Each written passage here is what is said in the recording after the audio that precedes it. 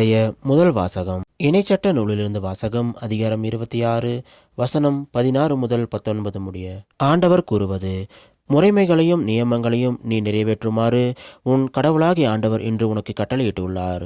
உன் முழு இதயத்தோடும் முழு உள்ளத்தோடும் அவற்றை நிறைவேற்றுவதில் கருத்தாயிரு. ஆண்டவரை உன் கடவுளாய் ஏற்பதாகவும் உனக்கு கடவுளாக இருப்பார் என்றும் அவருடைய வழிகளில் நடப்பதாகவும் அவருடைய நியமங்களையும் கட்டளைகளையும் முறைமைகளையும் கடைபிடிப்பதாகவும் அவர் குரலுக்கு செவி கொடுப்பதாகவும் இன்று நீ அவருக்கு வாக்களித்துள்ளாய். நீ அவருடைய கட்டளைகளை கடைபிடிப்பதில் கருத்தாயிருந்தால் அவர் கூறியபடியே நீ அவருக்கு சொந்தமான மக்களினமாய் இருப்பாய் என்றும் அவர் உருவாக்கியுள்ள எல்லா மக்களினங்களிலும் புகழிலும் பெயரிலும் ஆட்சியிலும் உன்னையே உயர்த்துவார் என்றும் அதனால் உன் கடவுளாகிய ஆண்டவரின் தூய மக்களினமாய் நீ இருப்பாய் என்றும் ஆண்டவர் இன்று உனக்கு வாக்களித்துள்ளார். இது ஆண்டவர் வழங்கும் அருள்வாக்கு.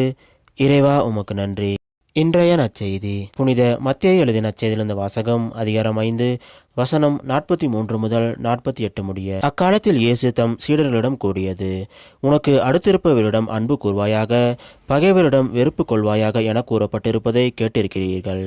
ஆனால் நான் உங்களுக்கு சொல்கிறேன், உங்கள் பகைவரிடமும் அன்பு கூறுங்கள், உங்களை துன்புறுத்துவோருக்காக இறைவனிடம் வேண்டுங்கள். இப்படி செய்வதால் நீங்கள் உங்கள் விண்ணக தந்தையின் மக்கள் ஆவீர்கள். ஏனெனில் அவர் நல்லோர் மேலும் தீயோர் மேலும் தம் கதிரவனை உதித்தெழ செய்கிறார்.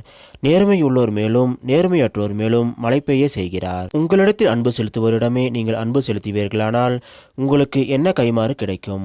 வரி தண்டுவோரும் இவ்வாறு செய்வதில்லையா? நீங்கள் உங்கள் சகோதர சகோதரிகளுக்கு மட்டும் வாழ்த்து கூறுவீர்களானால் நீங்கள் மற்றவருக்கும் மேலாக வந்துவிடுவதென்ன?